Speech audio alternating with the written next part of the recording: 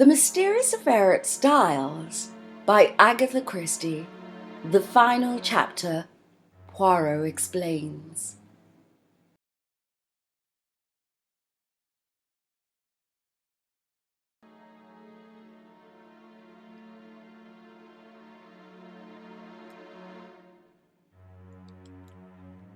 Poirot, you old villain, I said. I've half a mind to strangle you. What do you mean by deceiving me as you have done? We were sitting in the library. Several hectic days lay behind us. In the room below, John and Mary were together once more, while Alfred Inglethorpe and Miss Howard were in custody. Now at last I had Poirot to myself and could relieve my still burning curiosity. Poirot did not answer me for a moment, but at last he said, "I did not deceive you, mon ami.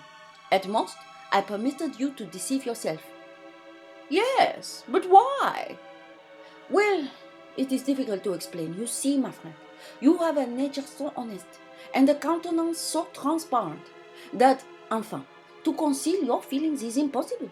If I had told you my ideas the very first time you saw Mr. Alfred Inglethorpe, that astute gentleman would have, in your so expressive idiom, smelt a rat, and then bonjour to our chances of catching him." "I think that I have more diplomacy than you give me credit for." "My friend," besought Poirot, "I implore you, do not enrage yourself. Your help has been of the most invaluable. It is but the extremely beautiful nature that you have which made me pause." "Well," I grumbled, a little mollified, "I still think you might have given me a hint." "But I did, my friend. Several hints. You would not take them. Think now. Did I ever say to you that I believed John Cavendish guilty? Did I not, on the contrary, tell you he would be almost certainly acquitted?" "Yes, but—" "And did I not immediately afterwards speak of the difficulty of bringing the murderer to justice? Was it not plain to you that I was speaking of two entirely different persons?" "No," I said. "It was not plain to me." "Then again," continued Poirot, "at the beginning did I not repeat to you several times that I didn't want Mr. Inglethorpe arrested now? That should have conveyed something to you." "Do you mean to say you suspected him as long ago as that?" "Yes. To begin with, whoever else might benefit by Mrs. Inglethorpe's death, her husband would benefit the most. There was no getting away from that. When I went up to Styles with you that first day, I had no idea as to how the crime had been committed. But from what I knew of Mr. Inglethorpe, I fancied that it would be very hard to find anything to connect him with it. When I arrived at the chateau, I realized at once that it was Mrs. Inglethorpe who had burnt the will. And there, by the way, you cannot complain, my friend. I tried my best to force on you the significance of that bedroom fire in midsummer." Yes, I said impatiently. "Go on." "Well, my friend, as I say, my views as to Mr. Inglethorpe's guilt were very much shaken. There was, in fact, so much evidence against him that I was inclined to believe that he had not done it." "When did you change your mind?" "When I found that the more efforts I made to clear him, the more efforts he made to get himself arrested. That's when I discovered that Inglethorpe had nothing to do with Mrs. Raikes, and that in fact it was John Cavendish who was interested in that quarter. I was quite sure. But simply this. If it had been Inglethorpe who was carrying on an intrigue with Mrs. Raikes, his silence was perfectly comprehensible. But when I discovered that it was known all over the village that it was John who was attracted by the farmer's pretty wife, his silence bore quite a different interpretation. It was nonsense to pretend that he was afraid of the scandal, as no possible scandal could attach to him. This attitude of his gave me furiously to think, and I was slowly forced to the conclusion that Alfred Inglethorpe wanted to be arrested. Ah bien, from that moment I was equally determined that he should not be arrested." "Wait a minute. I don't see why he wished to be arrested." "Because, mon ami, it is the law of your country that a man once acquitted can never be tried again for the same offense." "Aha! But it was clever, his idea. Assuredly, he is a man of method. See here, he knew that in his position it was bound to be suspected, so he conceived the exceedingly clever idea of preparing a lot of manufactured evidence against himself. He wished to be arrested. He would then produce his irreproachable alibi, and presto, he was safe for life." But I still don't see how he managed to prove his alibi, and yet go to the chemist's shop. Poirot stared at me in surprise. Is it possible? My poor friend, you have not realized that it was Miss Howard who went to the chemist's shop? Miss Howard? But certainly, who else? It was most easy for her. She is of a good height, her voice is deep and manly. Moreover, remember that she and Inglethorpe are cousins, and there is a distinct resemblance between them, especially in their gait and bearing. It is simplicity itself. They are a clever pair. I am still a little fogged as to how exactly the bromide business was done, I remarked. Bon, I will reconstruct for you as far as possible. I am inclined to think that Miss Howard was the mastermind in that affair. You remember her once mentioning that her father was a doctor? Possibly she dispensed his medicines for him, or she may have taken her idea from one of the many books lying about when Mademoiselle Cynthia was studying for her exam. Anyway, she was familiar with the fact that the addition of a bromide to a mixture containing strychnine would cause the precipitation of the latter. Probably the idea came to her quite suddenly. Mrs. Inglethorpe had a bottle of bromide powders, which she occasionally took at night. What could be easier than to quietly dissolve one or more of those powders in Mrs. Inglethorpe's large-sized bottle of medicine when it came from Coutts? The risk is practically nil. The tragedy will not take place until nearly a fortnight later. If anyone had seen either of them touching the medicine, they will have forgotten it by that time. Miss Howard will have engineered her quarrel and departed from the house. The lapse of time and her absence will defeat all suspicion. Yes, it was a clever idea. If they had left it alone, it is possible the crime might never have been brought home to them. But they were not satisfied. They tried to be too clever, and that was their undoing. Poirot puffed at his tin cigarette, his eyes fixed on the ceiling. They arranged a plan to throw suspicion on John Cavendish by buying strychnine at the village chemist's and signing the register in his handwriting. On Monday, Mrs. Inglethorpe will take the last dose of her medicine. On Monday, therefore, at 6 o'clock, Alfred Inglethorpe arranges to be seen by a number of people at a spot far removed from the village. Miss Howard has previously made up a cock and bull story about him and Mrs. Rex to account for his holding his tongue afterwards. At 6 o'clock, Miss Howard, disguised as Alfred Inglethorpe, enters the chemist's shop. With her story about a dog, obtains the strychnine and writes the name of Alfred Inglethorpe in John's handwriting, which she has previously studied carefully. But it will never do if John too can provide an alibi. She writes him an anonymous note, still copying his handwriting, which takes him to a remote spot where it is exceedingly unlikely that anyone will see him. So far, all goes well. Miss Howard goes back to Midlingham. Alfred Inglethorpe returns to Styles. There is nothing that can comprise him in any way. It is Miss Howard who has the strychnine, which after all is only wanted as a blind to throw suspicion on John Cavendish. But now a hitch occurs. Mrs. Inglethorpe does not take her medicine that night. The broken bell, Cynthia's absence, arranged by Inglethorpe through his wife, all these are wasted. And then he makes his sleep. Mrs. Inglethorpe is out, and he sits down to write to his accomplice, who he fears may be in a panic at the non-success of their plan. It is probable that Mrs. Inglethorpe returned earlier than he expected. Caught in the act, and somewhat flurried, he hastily shuts and locks his desk.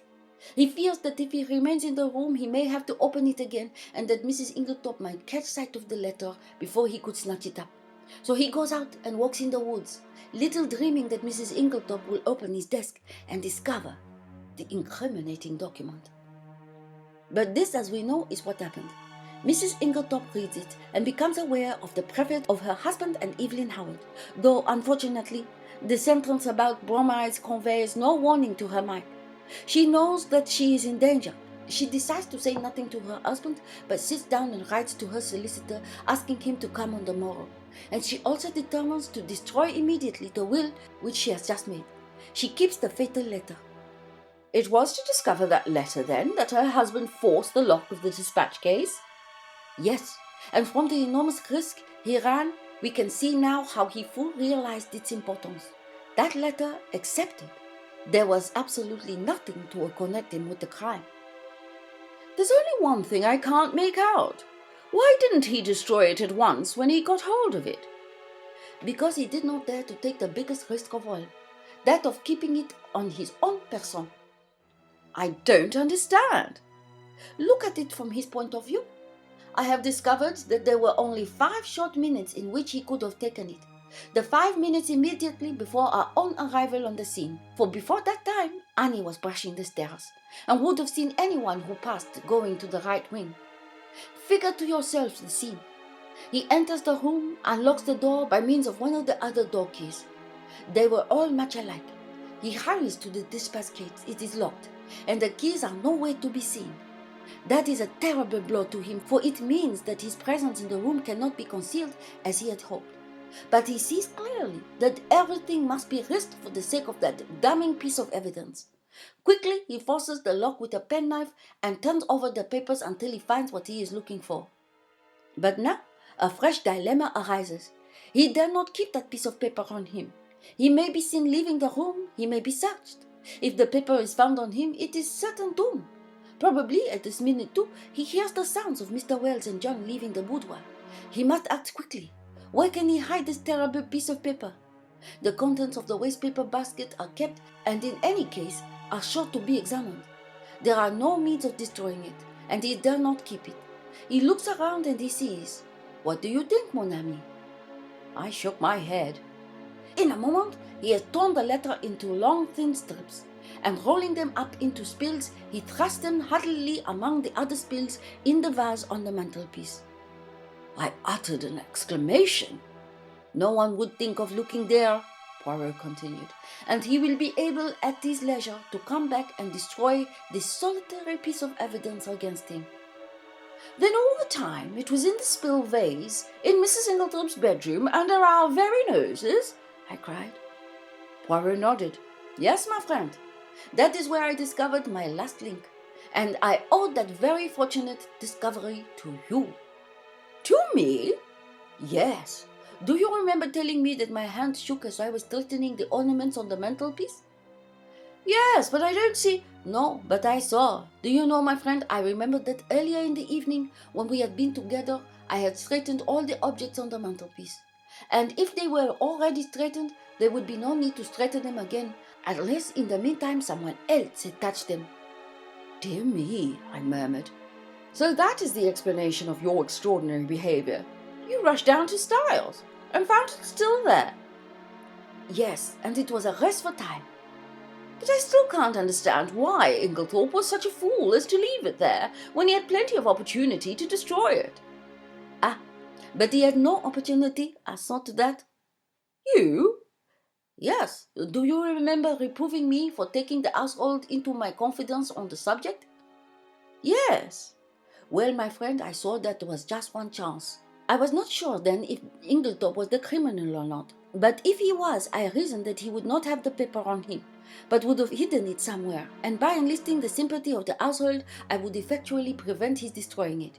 He was already under suspicion, and by making the matter public, I secured the services of about 10 amateur detectives, who would be watching him unceasingly, and being himself aware of their watchfulness, he would not dare seek further to destroy the document.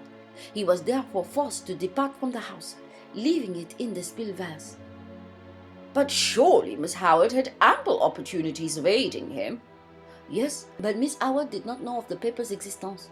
In accordance with their prearranged plan, she never spoke to Alfred Inglethorpe. They were supposed to be deadly enemies, and until John Cavendish was safely convicted, they neither of them dared risk a meeting. Of course, I had a watch kept on Mr. Inglethorpe, hoping that sooner or later he would lead me to the hiding place. But he was too clever to take any chances. The paper was safe where it was, since no one had thought of looking there in the first week. It was not likely they would do so afterwards. But for our lucky remark, we might never have been able to bring him to justice. I understand that now. But when did you first begin to suspect Miss Howard? When I discovered that she had told a lie at the inquest about the letter she had received from Mrs. Inglethorpe. What? What was there to lie about? You saw that letter? Do you recall its general appearance? Yes, more or less.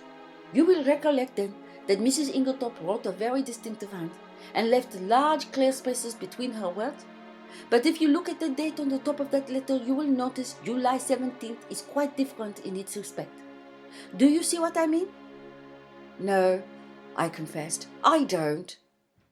"You do not see that the letter was written on the 17th, but on the 7th, the day after Miss Howard's departure? The one was written before the 7th to turn it into the 17th. But that is exactly what I ask myself. Why does Miss Howard suppress the letter written on the 17th and produce this fake one instead? Because she did not wish to show the letter of the 17th. Why again? And at once a suspicion dawned in my mind. You will remember my stating that it was wise to beware of people who were not telling you the truth. And yet, I cried indignantly, after that, you gave me 2 reasons why Miss Howard could not have committed the crime. And very good reasons too, replied Poirot. For a very long time they were a stumbling block to me, until I remembered the very significant fact that she and Alfred Ingletop were cousins. She could not have committed the crime single-handed, but the reasons against that did not debar her from being an accomplice. And then there was that rather over-vehement hatred of hers. It concealed the very opposite emotion. There was undoubtedly a tie of passion between them long before he came to Styles. They had already arranged their infamous plot, that he should marry this rich but rather foolish old lady, induce her to make a will leaving her money to him, and then gain their ends by a very cleverly concealed crime. If all had gone as they planned, they would probably have left England and lived together on their poor victim's money. They are a very astute and unscrupulous pair. While suspicion was to be directed against him, she would be making quiet preparations for a different denouement. She arrives from Midlingham with all the comprising terms in her possession. No suspicion attaches to her. No notice is paid to her coming and going in the house. She hides the strychnine and glasses in John's room. She puts the beard in the attic. She will see to it that sooner or later they are duly discovered. I don't quite see why they tried to fix the blame on John, I remarked. It would have been much easier for them to bring the crime home to Lawrence. Yes, but that was mere chance. All the evidence against him arose out of pure accident. It must in fact have been distinctly annoying to the pair of schemers. His manner was unfortunate, I observed thoughtfully. Yes, you realize, of course, that was at the back of that. No, you did not understand that he believed Mademoiselle Cynthia guilty of the crime? No, I exclaimed, astonished. Impossible! Not at all. I myself nearly had the same idea. It was in my mind when I asked Mr. Wells that first question about the will. Then there were the bromide powders which she had made up, and her clever male impersonations as Dorcas recounted them to us. There was really more evidence against her than anyone else. You are joking, Poirot. No, I shall tell you what made Monsieur Lawrence turn so pale when he first entered his mother's room on the fatal night. It was because whilst his mother lay there, obviously poisoned, he saw over his shoulder that the door into Mademoiselle Cynthia's room was unbolted. But he declared that he saw it bolted, I cried. Exactly, and that was just what confirmed my suspicion that it was not. He was shielding Mademoiselle Cynthia. But why should he shield her? Because he is in love with her. I laughed. There, Poirot, you are quite wrong. I happen to know for a fact that far from being in love with her, he positively dislikes her. Who told you that, mon ami? Cynthia herself. La pauvre petite. And she was concerned? She said that she did not mind at all. Then she certainly did mind very much, remarked Poirot. They are like that, les femmes. What you say about Lawrence is a great surprise to me, I said. But why? It was most obvious. Did not Monsieur Lawrence make the sour face every time Mademoiselle Cynthia spoke and laughed with his brother? He had taken it into his long head that Mademoiselle Cynthia was in love with Monsieur John. When he entered his mother's room and saw her obviously poisoned, he jumped to the conclusion that Mademoiselle Cynthia knew something about the matter. He was nearly driven desperate. First he crushed the coffee cup to powder under his feet, remembering that she had gone up with his mother the night before, and he determined that there should be no chance of testing its contents. Thenceforward, he strenuously and quite uselessly upheld the theory of death from natural causes. And what about the extra coffee cup? I was fairly certain that it was Mrs. Cavendish who had hidden it, but I had to make sure.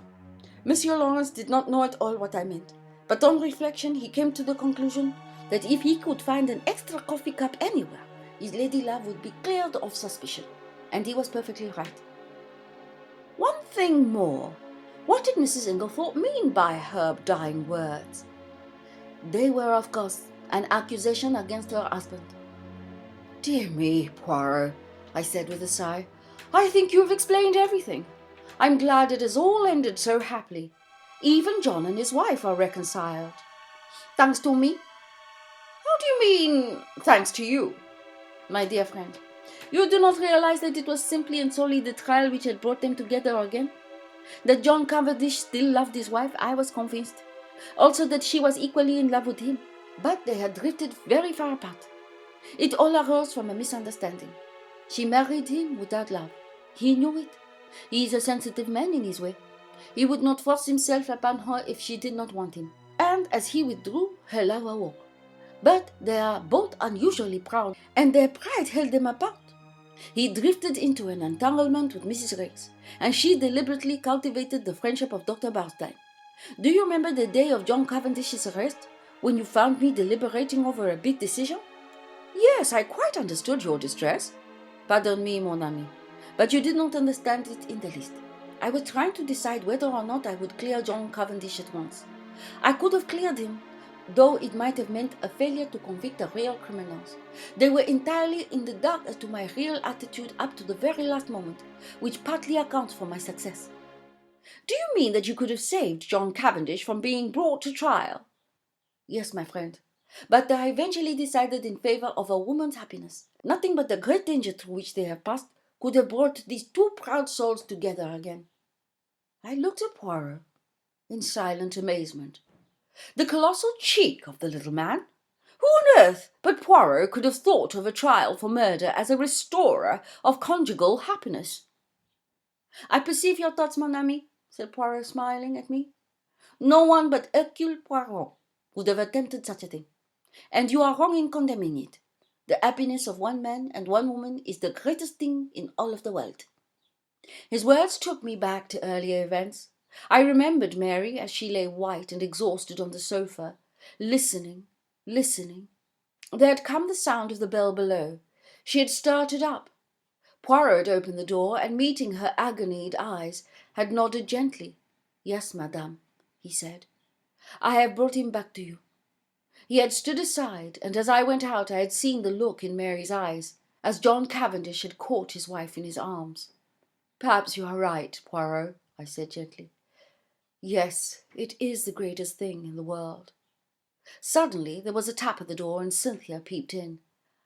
I only... Come in, I said, springing up. She came in, but did not sit down. I only wanted to tell you something. Yes? Cynthia fidgeted with a little tassel for some moments, then suddenly exclaiming, You dears! Kissed first me and then Poirot, and rushed out of the room again. What on earth does this mean? I asked, surprised. It was very nice to be kissed by Cynthia, but the publicity of the salute rather impaired the pleasure. It means that she has discovered that Monsieur Lawrence does not dislike her as much as she thought, replied Poirot philosophically.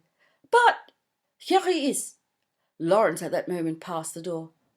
Monsieur Lawrence, called Poirot. We must congratulate you, is it not so? Lawrence blushed and then smiled awkwardly. A man in love is a sorry spectacle. Now Cynthia had looked charming. I sighed. What is it, mon ami? Nothing, I said sadly.